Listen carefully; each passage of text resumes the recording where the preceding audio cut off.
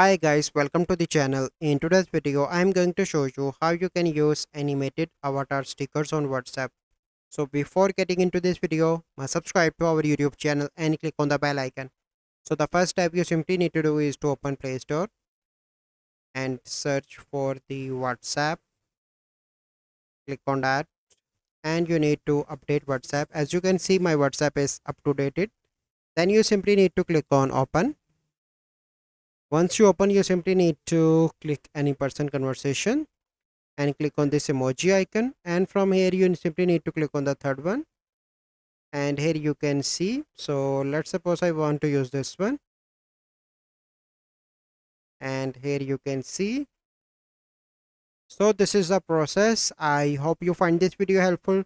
If you find this video helpful, must like this video, subscribe to our YouTube channel for future videos. We'll see you in the next video. Thank you. Have a good day.